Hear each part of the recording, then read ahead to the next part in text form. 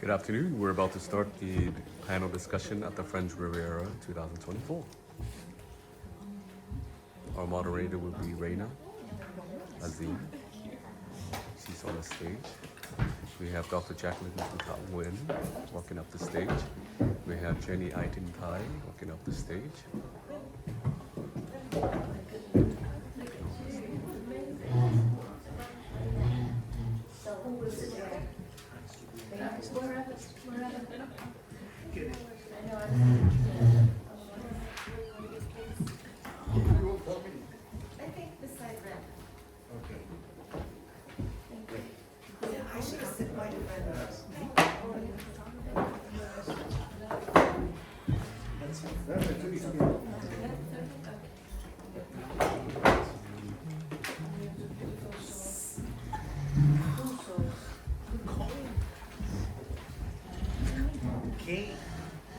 Will you share it with me later so Yes. I can record it? That'd be great. Thank you.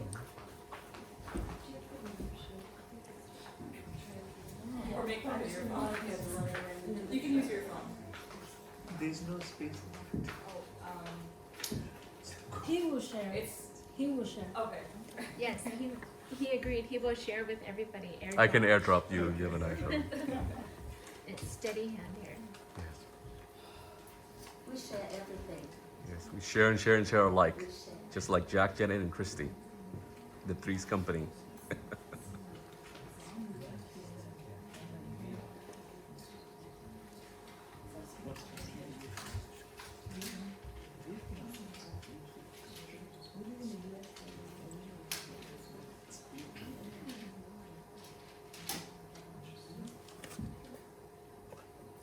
I don't know if the microphone is it on?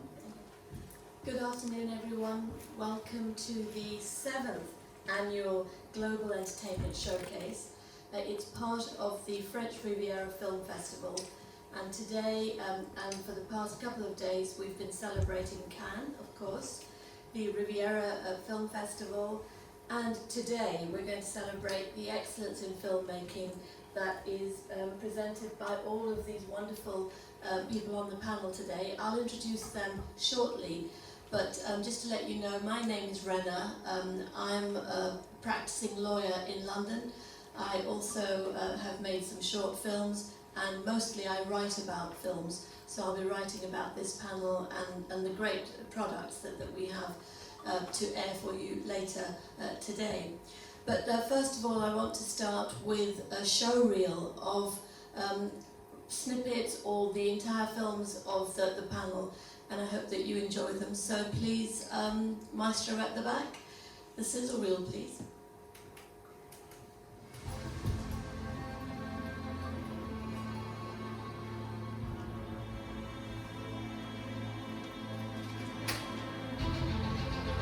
Quale può essere sgardata, che corre il banco e fu a partire por il video del cuore.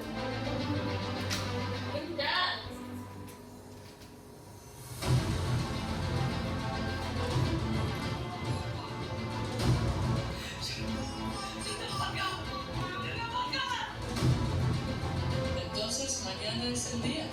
Vamos con todos los papeles a extranjería.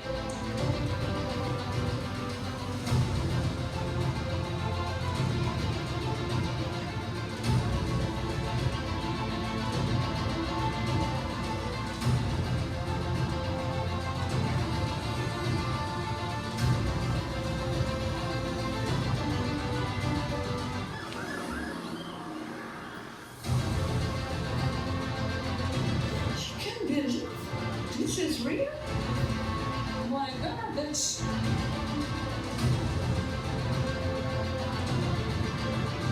incredible.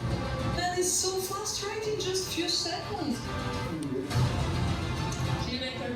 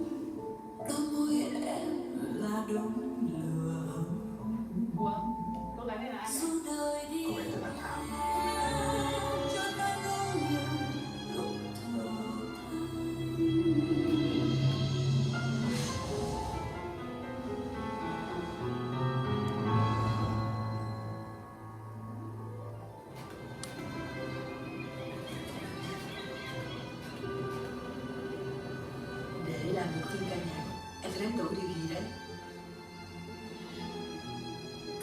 Nếu Thảo có tâm sự cầu nối, tôi sẵn sàng nghe. Thảo cứ coi tôi như là người tình của Thảo. Em yêu chị, em muốn được sống với chị. Tôi không tiếc tiền bảo trợ tất cả những chương trình lớn nhỏ cho cô ấy. Rốt cuộc tôi nhận lại được tiền.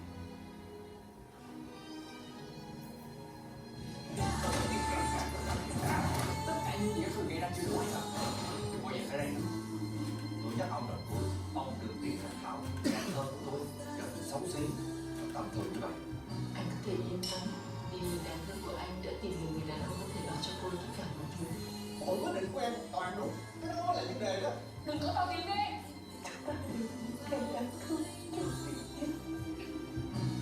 Em sẽ không cho ai cướp đi tất cả những gì thuộc về em. Đừng bao giờ để con tim mình bị tổn thương.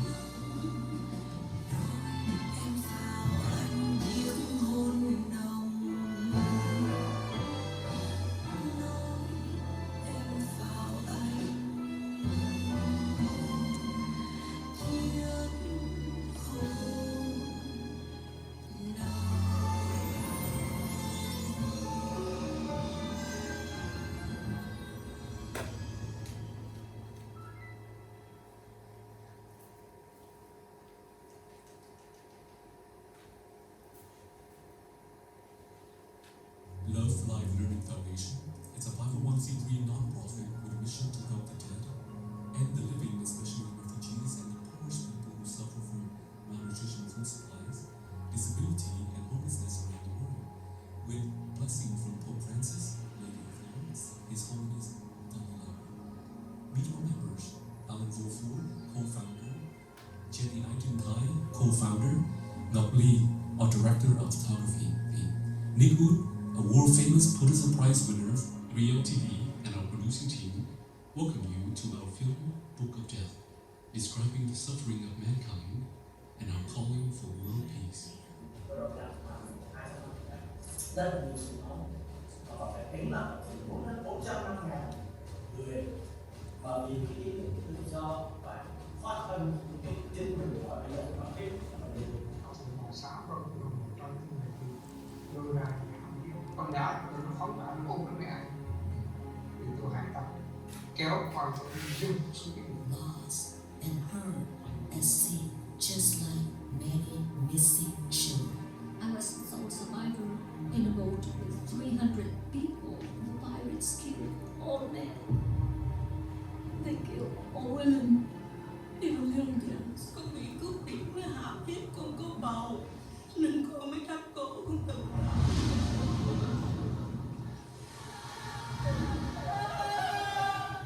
They rough refugees, gang rape girls, killed them brutally. Trịnh Anh Huy burning himself to death. 3 girls hung themselves dead because a pirate raped them who committed suicide by burning, hanging, and stabbing themselves to death. In the protest against forced repatriation, the million skulls and bones displayed in the Killing Fields Museum. I see the trees where children were crushed to death, while their moms were raped and killed. I can help make refugee days on the beach. Please join hand with us and make this world a better place.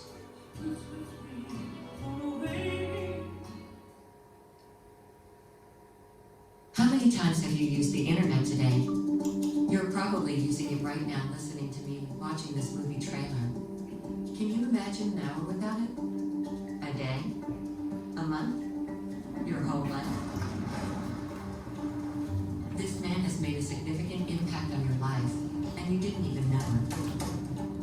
Do you ever just think maybe you're not a people person? I'm not a fucking politician. I'm a really good engineer. Yes, he was.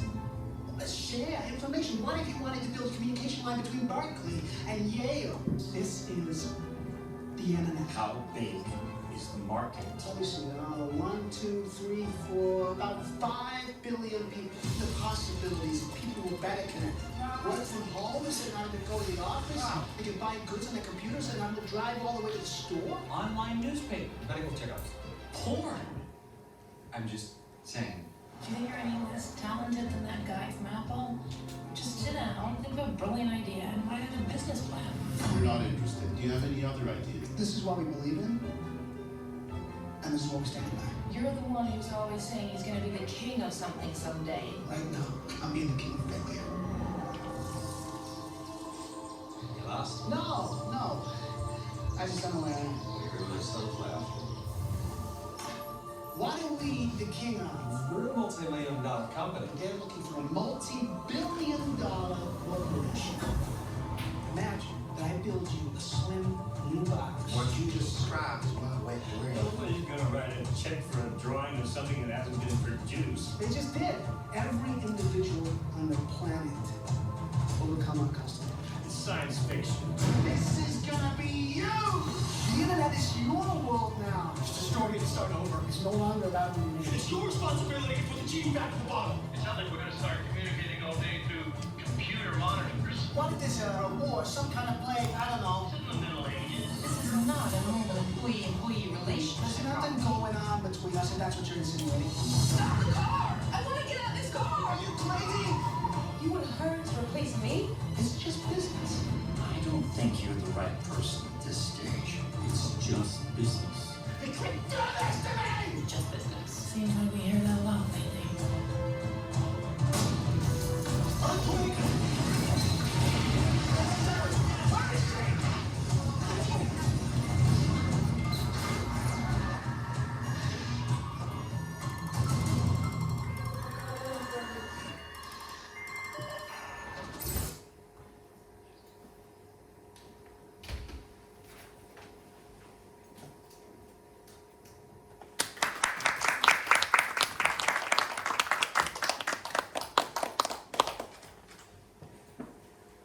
That was amazing, such an incredible collection of films from our very talented panel.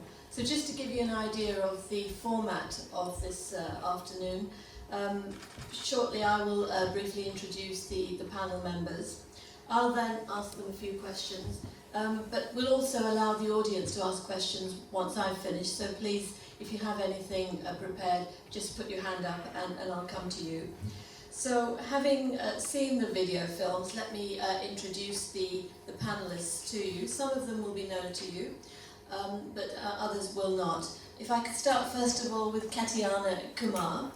She's a film director and writer.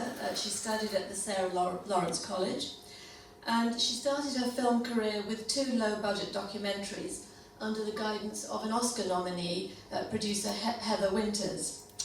It was her film Coffined at 15, which is a very strong title, which screened at the Oscar-qualifying Dances with Films Festival, and it gained the Special Jury Award at the Film Festival at Shimla.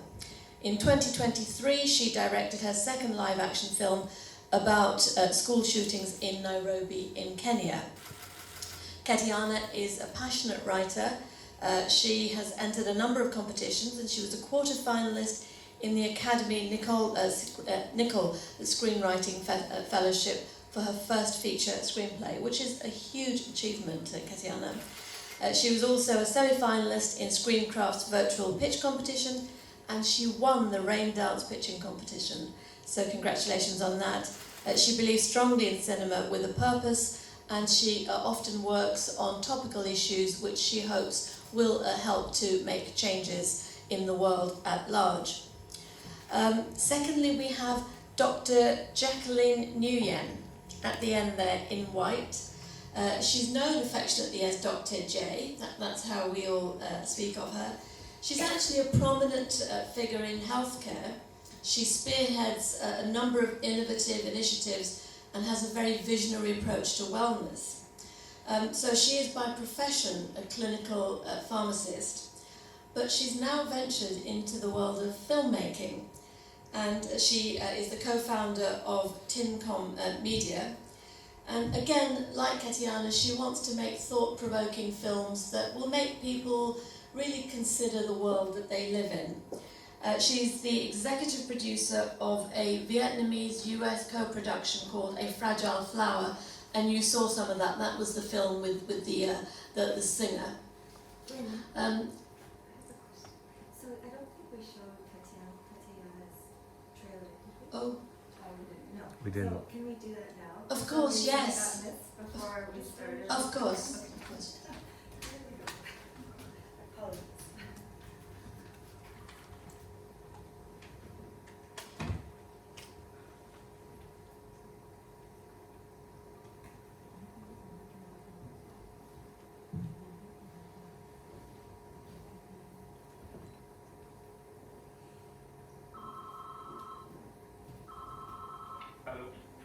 आशुमन हाँ जी और मेरा लड़का phone है जी कहाँ अब क्या आपसे जी आपका फोन ना कितने दिन हो गए लगभग हो गए जी उसके बाद लगभग 3 हो 8 दिन हो गए जी हेलो हाँ जी अजय जी हाँ जी लगा पता वो गुड़िया के बारे हाँ जी मैं तुम्हें कहता फोटो भेज दो वैसे तो अभी तक तो कोई इन्फॉर्मेशन है नहीं अच्छा जी नकल पटियाला अंदर है कोई हलचल नहीं हुई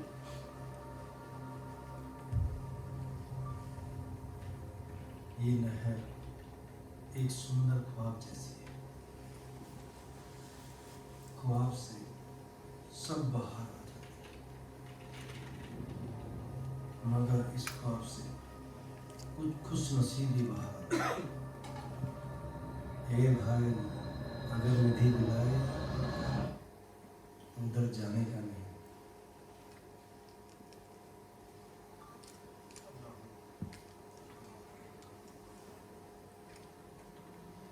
पापा को अपने घर से निकलना है कोई भी ढांढूड़ी ना मिल पाएगा चल रेडी है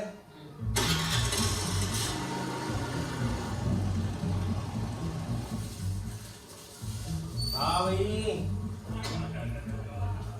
है कुछ पानी आज की बस वो सानी को ये मांग बोल भाई किसका है देखो मेरा नाम आशा मलिक है। मैं कुर्ता हूँ पटियाला पंजाब से।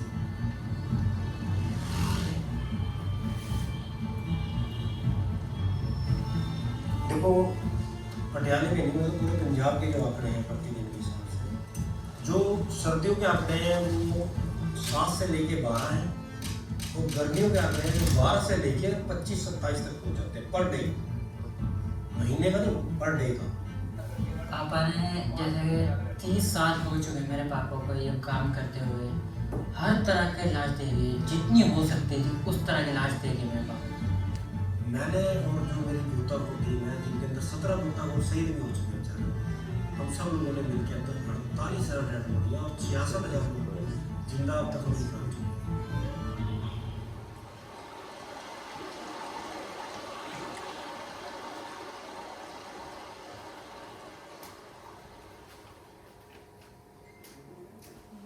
Wow.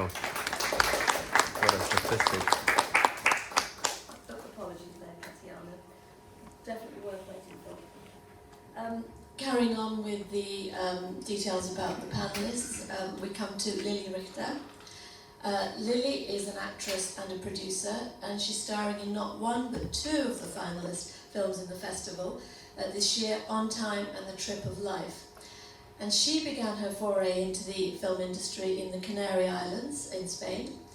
And she established Lily Richter Production SL, which made 2 reality TV pilots.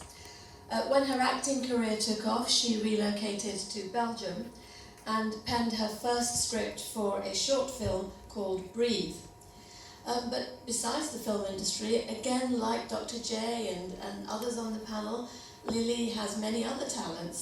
She was the torchbearer at the 2014 Olympics, and she has held really quite incredible sounding titles, which I will ask her about, including Carnival Queen, is it Maspaloma's Moon 2019, and Mrs. Sport Europe 2019. So Lily, you're going to have to tell us a little bit about that later. Then we have Jenny Tai. She's pretty much a doctor. Got to confuse Dr. J there. Jenny Tai in the amazing outfit. Jenny, I think if you could just stand up and show your beautiful outfit, that would be lovely. She's been looking great the last few days. Jenny is the co-founder and board director of Love Life Learning Foundation and 3LTV. In the 1990s, she worked for the UN helping refugees, and that's been a passion of hers for many years now. She's worked on a number of TV shows and documentaries about the subject. But on a lighter note, she was the advisor, casting assistant and dialect coach for the NB series that many of you will have seen, This Is Us. In 2022, for the work that she has done on serious topics such as the refugees crisis, Jenny won the One Heart Movement Award for her documentaries about humanity. Moving on to a lighter note, Jenny's also been the music consultant for the HBO series The Sympathizer. She is the associate producer on Dr. J's film A Fragile Flower, and she is a writer, director, producer and editor for Book of Death, and the short documentary about that is a finalist in the festival. And last but not least, we have Ori Yardeni. Ori co-wrote and co-directed The Man Who Saved the Internet with a Sunflower, and you just saw a snippet of that film. It's the true story, certainly I didn't know Ori, so you'll tell us a little bit about it later, the true story of Rob Ryan, who is an entrepreneur who literally saved the internet from collapsing in the 1990s. Before he made that film, Ori is known as the storyteller, and he's worked famously in immersive cinema, making 3D, 4D, 6D movies, Ori, is that right? And he is also now, with Rob Ryan, the creator of License to Dream, which is a foundation to help teenagers become social leaders and entrepreneurs. So a very worthwhile project there. So I'm going to ask a few questions of our panelists, but then as I say, please do put your hands up if you have any questions. Lily, if I can start with you. Yes, sure. Before I start about your film career, tell us a little bit about those titles that you've held. Oh my God, I have such a big list of the titles and I'm very shy to explain sometimes, but okay, I'm a champion of Russia in powerlifting, in Thai boxing, world prizer, in powerlifting, champion of Spain in EFBB Pro Wellness and Fitness Bikini, Miss Sport Europe, what was more, the best motivational psychologist in 2015 in Russia. There was something more. Wow. So you've made the transition into films from your previous work, and you're particularly keen on films that help really provoke social change. And I wanted to ask you, is there a film that you've worked on or that you've been inspired by which has created the sort of social change that you hope cinema can achieve? Thank you for such a good question.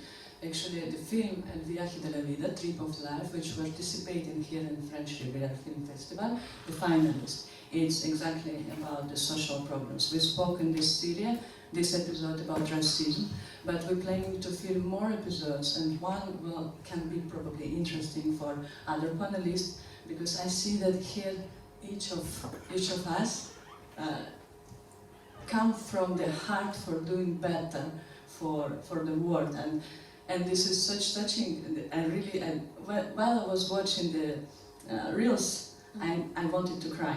How happy I am to stay here surrounding so beautiful people, because each of one do the best actually.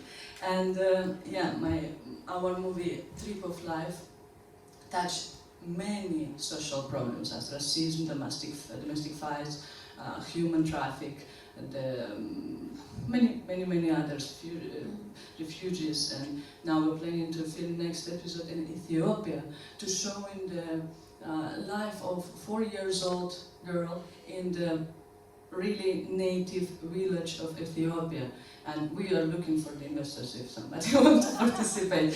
So yeah, this movie will start. This movie got a lot of attention in the film festivals. We got more than 20 different type of premiers and mentions, and we want to keep going in this direction, and I truly believe that all together we can change and make this world a better place. You've mentioned investment, and a lot of these kind of films that are made independently are low budget. In what way would you say that having to be creative with a lesser budget has improved a film for you? Because you've got to be creative in order to get it made. Obvious. Thank you for the question. You're not just creative, you have to manage to play so many roles. So it's, for example, I was playing the producer and the actress in my movie, and I have to fix the logistic. And the same with the documentary movie or movie with the reality contest. So when you go in the local places and you need to spend actually money to rebuild the place, you use the place which is already native down. And to film those type of independent movies, you don't really need a big budget, but you can make such a great influence impact for the worldwide. Because El Viaje de la Vida, with the talk of racism, had a little change in the local Gran Canaria, for example.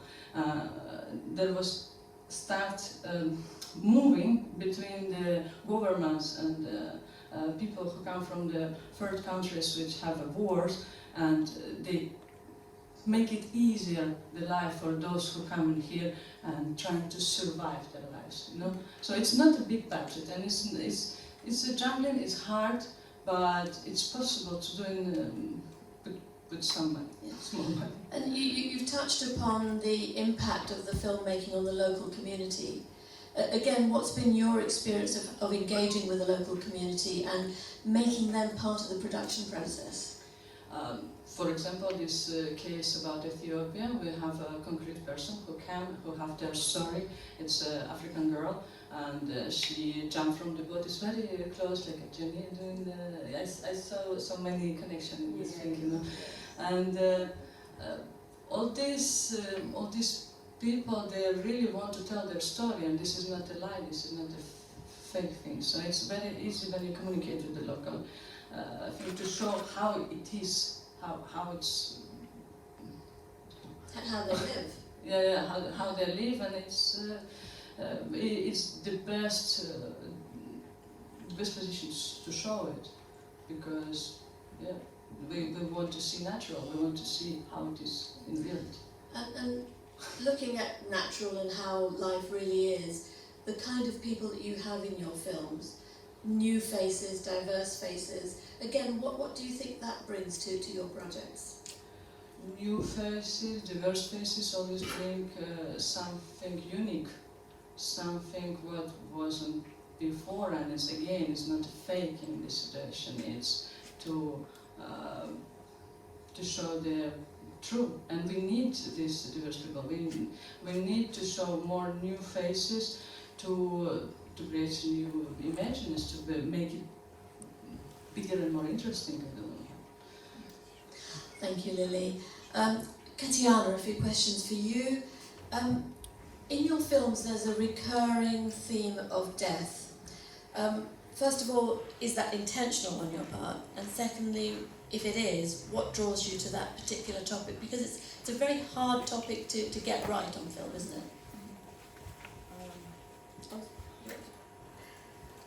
So it's kind of funny, because I think as artists, we're always creating fictional worlds, right?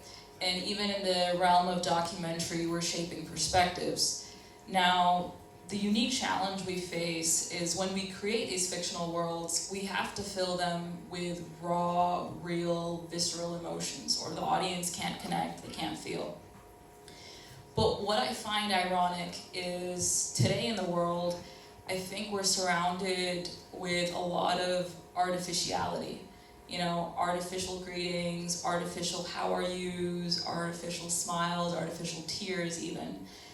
And I found that death kills artificiality. death humbles you, it breaks you down, it gives you meaning.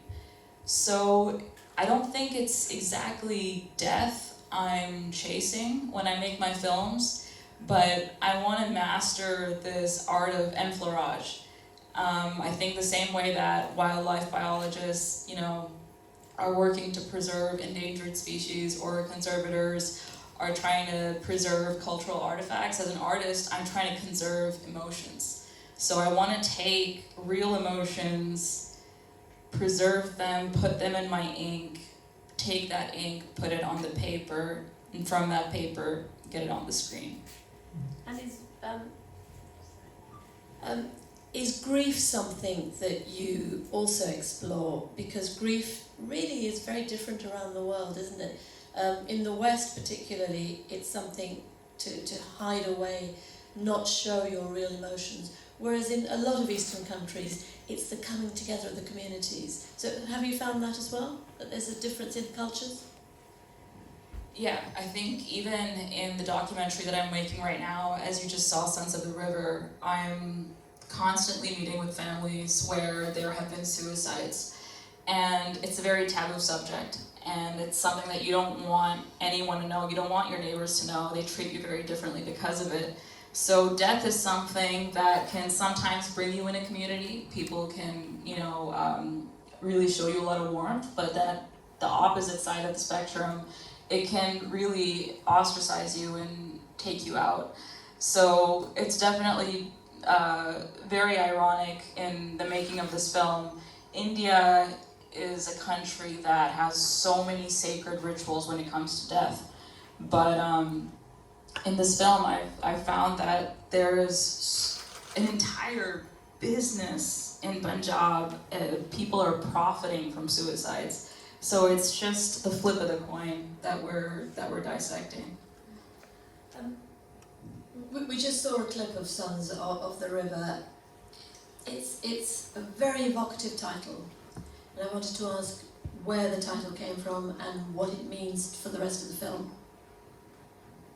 So in India, we see rivers as mothers, They take the form of a goddess, and we tend to worship rivers like the Ganga River, for example.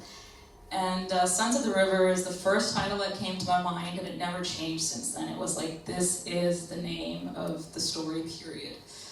And you see, the problem that we're looking at in the film is a very unique problem. And the people, these men, who I call sons, are also very unique people, because there's no one like this around the world, because there's no problem like this around the world, where people are coming to one place to suicide, and then there's an entire group of people whose jobs are just to recover these bodies. So the relationship that they have with this river, they wouldn't have the jobs they have now if it wasn't for what's going on. So in a way, the river is their mother. They are the sons. And what's interesting in this documentary is no son is equal, right? There are some sons that are going to disgrace this river and some that are going to elevate it, some who are loyal and some who aren't. So it's a very complicated family, and that's kind of what we're navigating. A more general question. People often talk about, that filmmaker is successful. And I wanted to ask you what success as an artist and filmmaker means to you. At what point do you say, I am successful? Or is it something that it's forever something that you're pursuing rather than achieving? So here we are in Cannes, where there's a lot of luxury, glamour, lots of people, and I think the filmmakers are very excited to see all of the seats filling up. But I was reading a story a long time ago about Quentin Tarantino's first commercial flop, Grindhouse.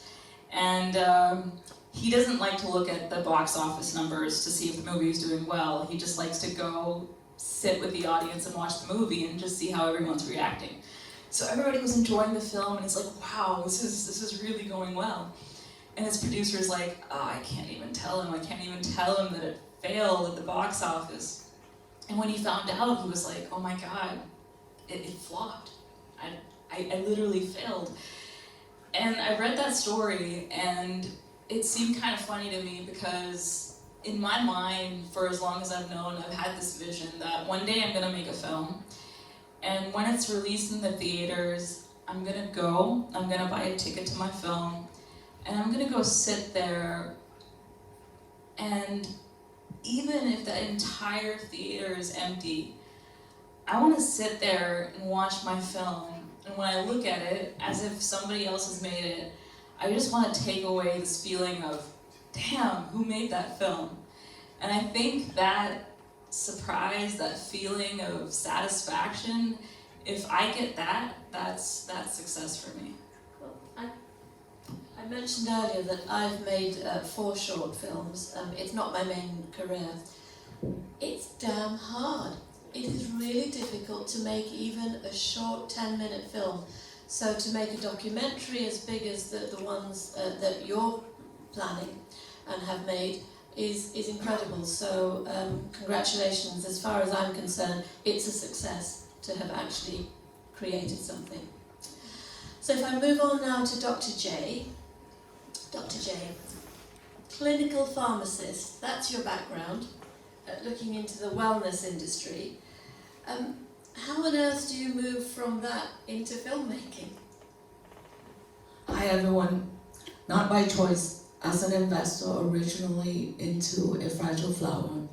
So a journey of 1,000 miles begin with a single step. So because this is the history of, we're making historic for this movie because it's the first Vietnamese made movie in the last 49 years that we can be theatrically released in the US first, and then Vietnam, and then now going to India, and maybe Europe next. So, not by choice, but because of the hardship of the whole team, and because I got stuck into this as an investor originally, I have no choice except to put all my effort into this and making sure that my money, everyone's money, is not going to go down the drain. So for that, I became the hands-on executive producer, bringing in more investor, and then doing the day-to-day operation as much as I can to help with this movie to bring it to where it is today. Well, I've spoken to you a couple of times now. Your enthusiasm is incredible. Your energy is incredible. But when you came into this world, as you said, it was not really through choice, but now you are in it. What have been the greatest challenges that you've faced as effectively now you're a filmmaker? So what are the challenges you've faced? Well, as many of us sitting on this panel, I'm pretty sure you guys will agree with me on the number one thing is money is the number one challenge, sure. And then next is if the whole team is working coherently so that the project will get to where it's supposed to be. So the challenge is the dynamic of many people working on this project and the differences of many different opinions or butting head or whatnot to be able to accomplish. The ultimate goal is bringing this movie and making this movie where it's originally intended for what it should be. And what have you learned about yourself and your own skill sets in making the transition from the wellness industry and pharmacy into filmmaking? I learned that the word impossible is never in my vocabulary. And so the impossible, I always make it I am possible in whatever I intended to do. So for that, the last 1 year involving in this movie, A Fragile Flower, I have to set aside my 3 company, and luckily it's running on its own with my team. So I was hands-on working pretty much full-time at this so that I can be able to bring the connection with what we don't know how to do this, especially this is the first Vietnamese made movie in the US after 49 years that we're here in the US. So then along the way, my passion is still caring for my patients. So the last 1 year, my 2 partners and I, the 3 of us, we built a med spa clinic that is gonna be up and running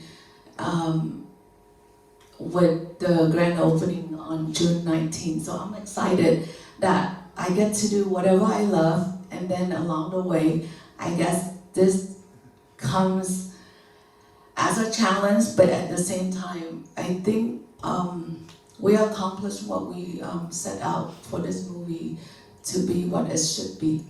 Congratulations on that. And Jenny's also involved in your film. So Jenny, turning to you, like Katiana, there are themes of death and suffering in the films that you've worked on, and I know you've dealt with lighter subjects like music and so on. But again, what is it for you that draws you to those topics? You know, first, I don't want to talk about myself because, you know, it's the most boring subject in my opinion. I want to talk about more important things that contribute to the success of my film. I'm talking about humanity. I'm not talking about success in finance, success in money or fame. To me, it means nothing for that. It's just humanity. And the one who helped me to make these humanity films, I want to introduce all my beautiful producers. And the first one is Dr. Emily, and the second one, Dr. Thanh Lâm, and 2 beautiful actresses is Lâm Tuyết Trang and Linh. Those 2 actresses in my film. And then Miss Thái Hà, she sponsors for our film. So, and Kim Pham is my close friend who believe in me to make the film happen. Those producers and sponsors are so important to me. So I learned from Buddha that in the ignorance, you only see you. So me, in ignorance, I only see me in people. I used to be like that. But now, Buddha taught me, in enlightenment, I see people in me. So that's why I feel I am the least important person in this film project. And then the most important thing, I mean person, not thing, that's Alan. Alan is the one who helped me to make it happen. So thank you, Alan, so much. Please stand up. I want people to know Alan. Alan is more important than me. Without Alan, I cannot do anything. And my team, they fly with me here, 12 of them, to support me. And also Ben, also Nico, they are all world famous people. Thank you, Nico, for being here with me. So I think that's all I need to say when I sit here to honor my people, the one who make this film happen. And the purpose of that is to bring humanity, purpose, so people can copy us and do good things for the world. That's great, Jenny. Thank you. Thank you for showing that filmmaking is a collaborative process. It involves many, many people. Your 2 films, the 2 projects, Book of Death and Bloody Tears, relate to war victims and world refugees, and obviously you worked on many projects involving refugees. The themes of those films, are they particular to one country or are they universal? It's universal. Why one country? We need to help the world. Whatever we can, not one country, not Vietnam, not United States, not anywhere. We travel together with Ireland. We went to so many poor countries in this world. For example, I went to India twice, last year and this year. Oh my God, poor children suffer all over the place. It's, like melt my heart. And then I watched a lot of documentaries about Africa. That's my next target. I have to visit all the poor countries in Africa and help them. That's what I focus on. And then I went to all Southeast Asia countries. Oh my God, they suffer so much. Refugees, war victims, poor people all over the place. So that's countries that I focus, all the poor countries. I don't want to help the rich country, That's my focus on. And Jenny, when you say help, when you're making a film, what do you hope to achieve? What do you want the audience to get from the films that you make?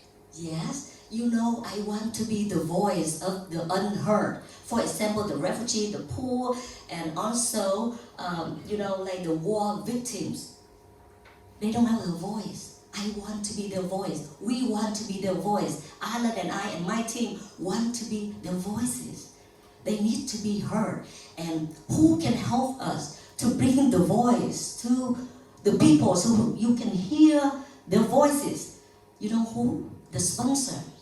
The sponsor who helped us to do the film. And all of our sponsors, most of them, they have a good heart. And we have like about 5 billionaires in my film who directly help us. Give us the funds so we can do everything. Give us money during 3-year COVID time. I travel around the world. I bring money, food, and supplies to the people who need help all over the world. So that's the purpose of my film. I do film not for money.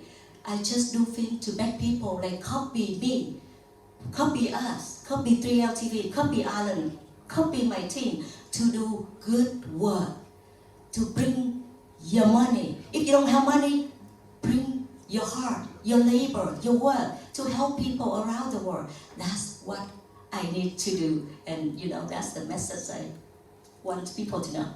Jenny, thank you. A very inspiring message. Thank you very much.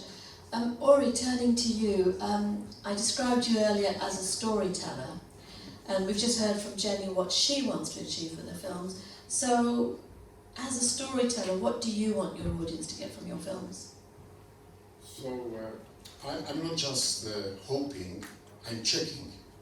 So, during my presentation of the movies, I'm not just bringing message, I'm checking immediately on the spot what our audience thinking about the topic and if they change their mind about the topic.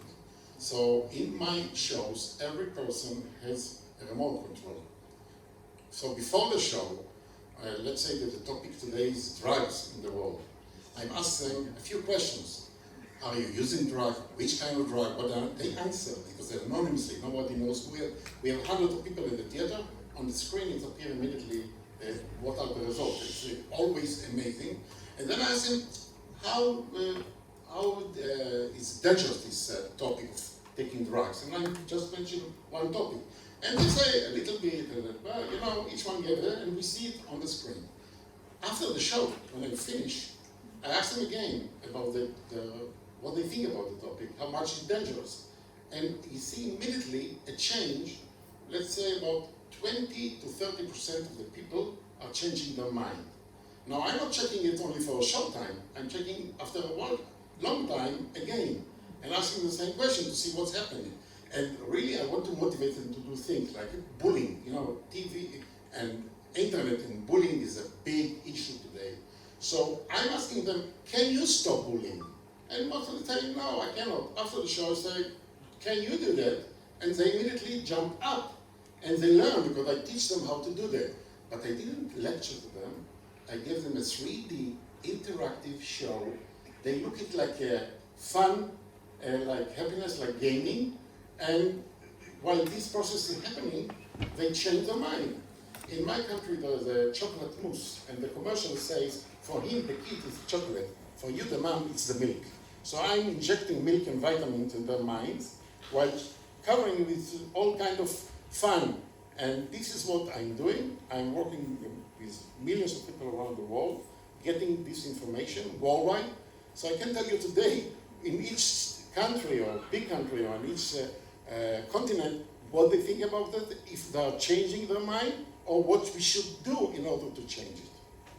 So effectively they're focus groups, because if you're asking your audience, what do you think of this topic, how much then does that influence the films that you make later? Are you looking to see what the audience wants, or are you giving the audience what you think they might want? Oh, this is an amazing question, because my last film, the feature film, the story about saving the internet, I really made during the production. I have the pause. So when I have the idea for the movie, when I have the script, when I choose the actors, I am asking hundreds of people worldwide what they think about the topic, how they like the script, what is missing in the script. So this helped me, this give me advice. I'm not taking every advice I get, but I really understand before the movie how we do that. So I'm really listener. So when I see that something is missing, or they didn't change them, I think my message was not good enough, I'm changing it. So constantly I'm doing it, and by the way, it's not one or two films. I produced 700 movies till today. I counted by chance now, it's 25,000 minutes of production. So in 3D, interactive, so it's a big thing. But for me, changing the weather, not just complaining about the weather. And I'm talking about the social weather in the world. I mentioned earlier that you are best known for the innovative technologies that you've been working on. How do you balance the story that you want to tell in a film with the creation of ever-changing technologies, so that it doesn't become just a technical product, but it is actually, as you say, the milk and the vitamins and the story? Because I was listening to a very famous director talking the other day, George Miller, who made Furiosa and Mad Max, and he said in the 9 years since Fury Road, the technology has changed so much, and it's changing daily. So how do you make that balance? So first of all, my technology is only working for helping me to bring the message. I am the creator of the seamless visual cinema, meaning you enter into a cinema theater, no picture at all, you're sitting in 25-30 minutes in the dark cinema, and we are listening to the soundtrack. So this time, they are the directors of the movie, they are listening to the story, each one seeing another picture. So I say that if I can make a good story in the darkness, really when I'm adding the technology, it's the topics, it's the cherry on the top that I'm using. In this idea came to me after I have a series of time elevators, time machines, that you are in a motion seat, sitting and falling into the history, learning the history in a very fun way. And one day, a group of blind people asked me to come to see the movie. And I said, this is Candy Camera, how blind people can come to see a movie? And they were coming, they were sitting on the platforms, they were hearing the sound, they got the water, all the effects, and when they didn't see the picture, at the end of the show they say, it's the most amazing film we ever saw. So this brought me the idea that a good story can, when you give it the other senses, I'm using the technology to bring the senses till the most maximum level you can do. So really, they're only the salt and pepper for me, and each audience get according to his needs. So I did the same for deaf people and other ideas. Technology is helping to bring the story. That's incredible. Certainly I wasn't aware of any of that. If you don't mind me mentioning your age. 72. He's 72. Amazing. You don't, you're young. That's an age when most people choose to retire and put their feet up. You embarked on a new adventure, making a feature film, the story of Rob Ryan, the man who saved the internet with a sunflower. Tell us a little bit about what made you want to take on something so big. So the story is about a man who was resigned or they threw him out of the companies in Silicon Valley more than anyone in the world. So he didn't succeed, he had a lot of losses. Finally, he made the company who saved the internet. In the 90s, the internet was almost collapsed. Nobody could move with just wallets and things like that, and he changed it. So after 10 years, his company value of $24 billion. It's starting for a total zero. Now, I heard the story, and I heard that he used something that he called the Sunflower Code. It's a code that helped everybody to make the most of themselves. And I say that I want to share the code with the audience. So really the movie is not about a story of another person, it's just the tool, the vehicle. But really I'm trying to teach the people that will view the movie one of the options for success. And since then he is mentoring a lot of people. All of them became very rich people using the Sunflower Code. This is not a magic powder, but it's very realistic, simple to implement code that each one of us can do. So for me, it was a social message. I'm entertaining people, but this is just by the way of the tool I'm doing. So you're talking about my age today, but I have plans for the next 20 years. So new things are coming, and my next movie will be done with the help of AI, and it will be about AI coming to the picture. And you know, it's a big issue now. We have the internet is a very fragile place. All those shamings and bullying and all that. Now the AI is coming, it's much dangerous. So my movie will deal about this topic, while my hero is doing another thing. He's investing in anti-aging pills. This is a real story. It's called M&M. And in the last 10 years, they're in the market, and they have a very famous doctor doing that. So I say that in the year 2030, we will increase human age by 10 years. Good. Now imagine what will happen. The old people like me, we are not going anywhere.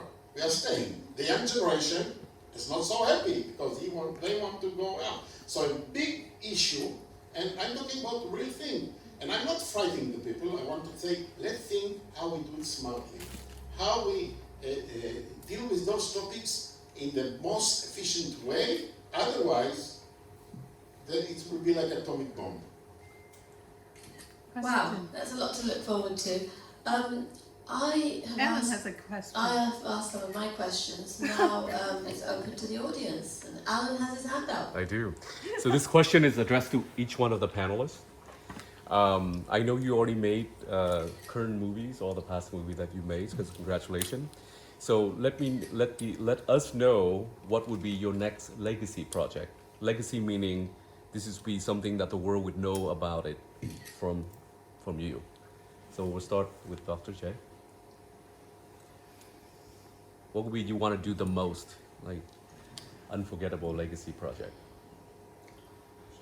Honestly speaking, along this journey, I get to meet a lot of wonderful people that helps me to push this Vietnamese US production movie to where it is today. So I do have offer, but I'm not gonna take any offer lightly. I learned my lesson. I will evaluate each of the offer carefully.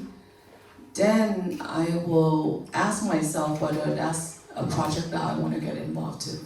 So if you ask me what's my legacy that I want to leave behind, I'm hoping that maybe our Vietnamese cinema in the US will not stop with this A Fragile Flower only.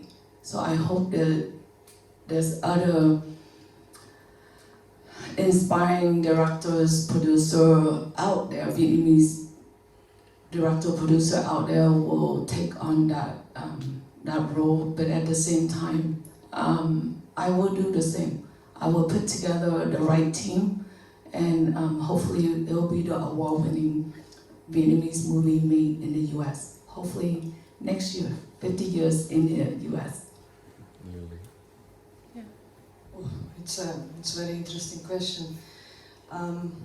I'm trying to find a solution for many social problems, and the first one, which is touching me a lot right now, and I will tell you openly now, I'm Russian, and as a Russian person I reach a lot of discrimination against, because I don't know why people mixing up politician and just normal human beings, and I have to pay for the errors of other, just by my work or something, because right now I don't have even casting agents because they refuse me because I'm Russian, I have Russian passport.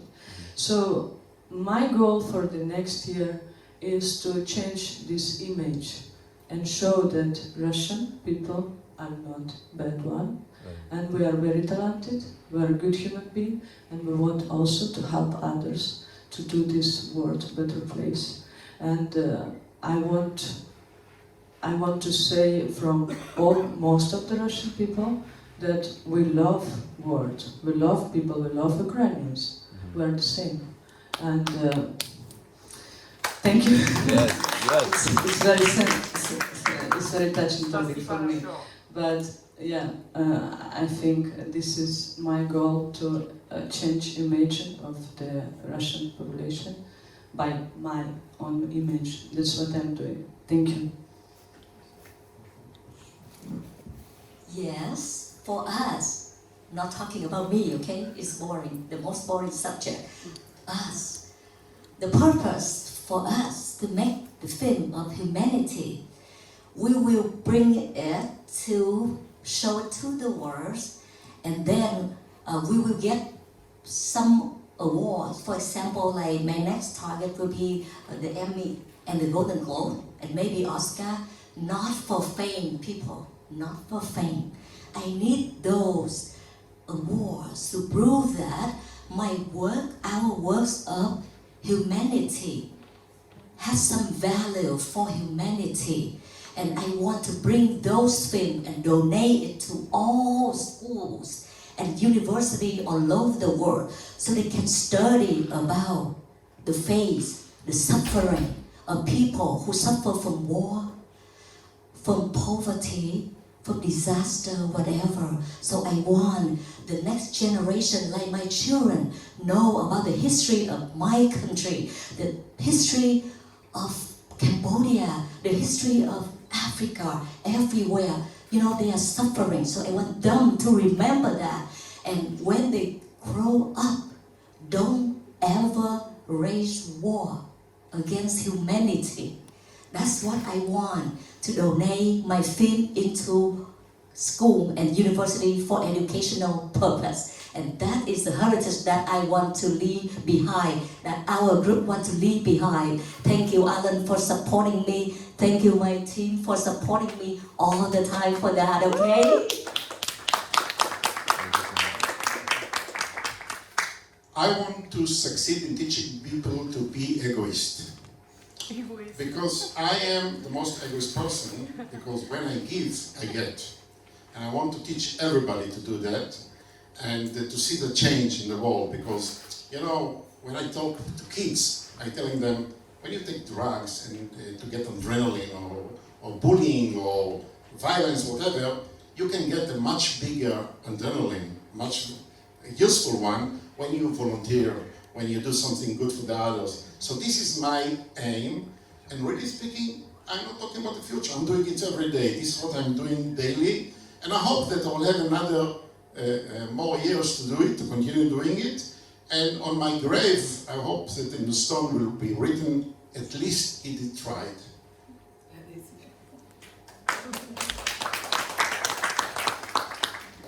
Legacy project. I treat every project as a legacy project. I think that it's the day you select the topic that you are successful.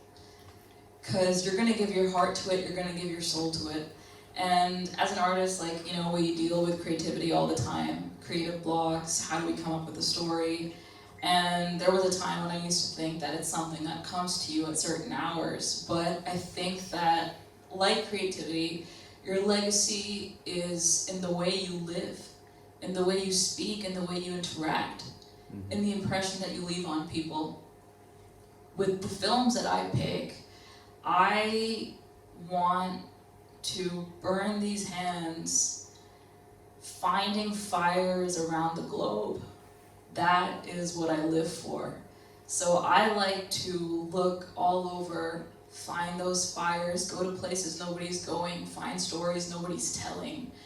And I hope that in the minds of the people that I work with, whether they're refugees or the children of prostitutes, as I will be working on in my next film, I want those people to walk out of the set and feel like their life has changed for the better. I've seen that, I've experienced that, and it's a magical feeling that I think we as filmmakers are very lucky to get.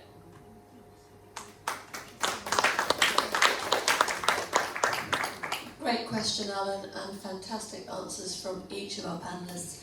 Are there any other questions from the audience? Yes. I have a kind of question, but it's kind of like reply to Jenny and Alan. So we met some years ago, Asian World Film Festival. So so happy last year that you both invited me to a wonderful dinner in Los Angeles after I received the award, as you say, Hollywood Film Festival Icon Award Best International Film Directors. So I was so surprised because I was really not thinking my movie after 4 years pandemic, after the Oscar run 2020 February, officially in all category. After 4 years, I got 2 international awards. So Jenny and Alan invited me to direct a subject about the Vietnamese. And so sad. As I tried to read the synopsis, I say, oh no, I'm only talking romance, AI, science, possibility, method, love the world, love our life, sharing good education through movies. But I read this, I say, oh, I will be myself very sad. Am I crying before I shoot the movies, right? So this is a way we should use the method of movies to spread our love, sharing our education to other people. And I have been in this festival 40-something years, since 1986. Every year I was here, including the pandemic time. This year I don't want to come, not because I don't like Cannes, but I have another mission to do. And suddenly 2 days ago, someone called me, come to Cannes, you should meet our Hong Kong government, so on and so on. I should meet the Hong Kong government for the reception 2 nights ago. But the assistant made a mistake. He said that it's yesterday. So I took the plane. I met Ben in the flight, this German guy. I speak, ich spreche Deutsch. So it's so coincident. He showed me one photo about that thin man, photo from Nick. I was like, no, I know these photos. We were with Oliver Stones, with the charity about finding money to help the poor, innocent people. And now suddenly, and Ben said, okay, why don't you come to John? And he didn't know everyone, exactly who is who. And I said, good, I take my time off. Exactly, I said from 12 to 2 p.m. I will be here. But I didn't know they are here, you know. We should say thanks God, you know, when you trust something good thing will be happen. That's it, Cannes, bringing people together. Thank you for that. Any other questions before we finish? No? I do. Another question from Alan. Yes. This is for Katayana. I know that you say that the river, the people worship is like a god. So have you thought about why do the god take lives and save lives? And then also, is there a statistic study about why the people kill themselves in the river? It's a great question. So, in terms of statistics, the government is very hush-hush about this issue. They don't like to talk about it, and one of the only organizations in Punjab that has been researching suicides, they are the only organization that are actually for years that have been collecting statistics and looking into the matter. But they're the head of the organization. He is not allowed to speak at a lot of events, and he's been told by the government to be very quiet about the issue. So it's something that if you leave Punjab, if you leave Patiala, people don't know about this. So this is a documentary that will be exposing this. In terms of the river, it's a very strange story, but when I went to Punjab, I asked this diver, Ash Malik, I was like, why are people coming from all over to jump in this river? And he had an answer that made me laugh because I thought it was ridiculous. He said, it's beautiful. He said people want to die in beautiful places. Oh. I kid you not, my DP has never been to India, came to India to shoot this. He's from New York. And on the third day of the shooting, he's like, wow, I really feel like going into this river. Wow. My editors, they live in LA. They've been just seeing the footage on their monitors. They're saying the same thing. I've met so many families and met so many people where the incidents are, they say that the river literally compels them to jump in. So there's a supernatural aspect, and the story goes that centuries ago, the king of Patiala was cursed by the rivers because he stopped worshiping them. So the curse says that one day the river will take the lives of everyone in the city. And there was just a flood that happened in Patiala. The whole city went underwater. So what happened was the king, who now lives in London, he sent his wife and daughter to perform a ritual. They performed that ritual, it was captured on the news. Next day, water levels are down. So it's a complete mystery. Oh my gosh, wow. I do have a question for Ori. Of course. Hi Ori. We haven't seen the movie that you've shown on here, The Man That Saved the Internet by the Sunflower. So can you briefly talk about that? How did the sunflower save the internet? So it's not the sunflower, the flower. It's a methodology that talk about yourself as a sunflower. You know, the center of the sunflower is the seeds, your core competencies. So you have to understand who are you, and not as a single, but as part of a team. So when you do analyze what are your passion, what are your knowledge, and what your matters that you can use, then it will help you to find your destiny. Then, through those core competencies, you will grow the petals. So we can grow more than one petal. For example, I'm a storyteller, so I did shows, I did movies, I do interactive. I have 27 different petals in my life, and we want to teach people to make more petals that they can do using the core competencies. When I'm asking you, what's the Honda company, the Japanese company, what's the company for? Most people will say cars. And this is the wrong answer. Cars is one of the petals.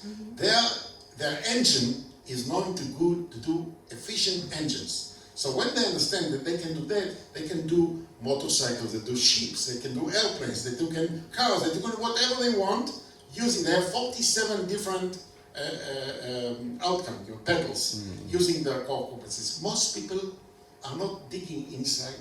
They are not understanding what they're inside. They come with one idea, I want to be an entrepreneur, I want to invent the wheel, and they don't check it, they don't find out logically. So this is dream come true, you know, like a balloon that will blow up very fast. So this is the model he understood that he must do, because at the beginning he was just taking ideas, trying to make them happen. He made a video conferencing.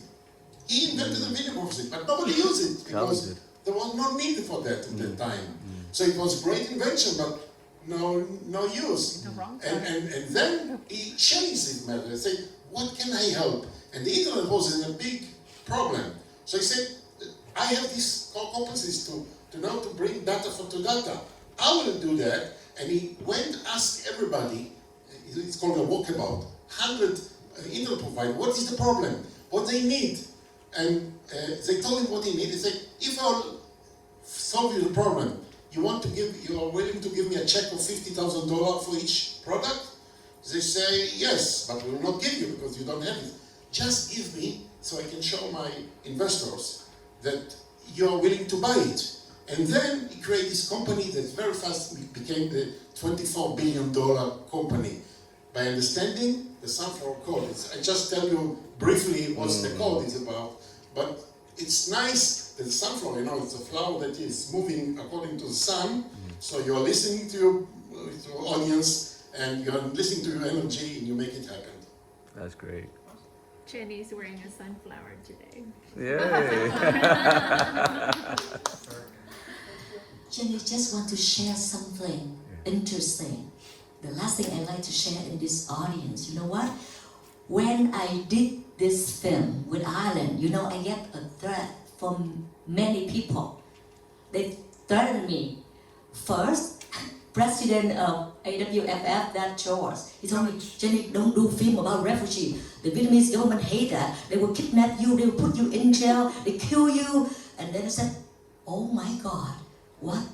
I'm not scared, And then another person from China called me, don't do film about Dalai Lama. China hate Dalai Lama, they kill you, they kidnap you, they put you in jail. I said, oh my God, I love Dalai Lama. Just kill me.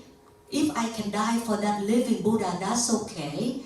They can put me in jail, no problem. And then I get another threat from Thai government. A general called me. He's a retired general. Maybe he worked for whoever. He called me and said, don't do refugee film about Thai pirates. It's humiliated our government. You be in danger. See, a lot of that. But who care about that? If someday you don't see me anymore, my friend will do those films for me. Visit me in jail in Vietnam, okay? They threatened me, they said, you can't visit Vietnam anymore. Your parents will be in jail. Who care about all that? I sacrificed my life for refugees and Dalai Lama, okay? That's it. Well, on that incredible note, I think I can only say to all the panelists, you've been absolutely wonderful. Dr. J, Lily, Jenny, Ori, Katiani, thank you so much for sharing your thoughts, your ideas, and your hopes for the future, not only for your own careers, but for the world at large. Thank you to everyone who's come here this afternoon. Thank you, Nicole, for organising yet another fantastic event. Big round of applause for Nicole. She hates being the centre of attention, so she's going to have a go at me afterwards, but that's okay. And thank you all, as I say, once again for coming. I don't know if the screenings are going to continue, Nicole. Yes, they are, so please do stay here for the screenings and enjoy. Nicole, you have to come here for group photo. Yes. Okay. Let's go all outside and we'll take a big group picture together.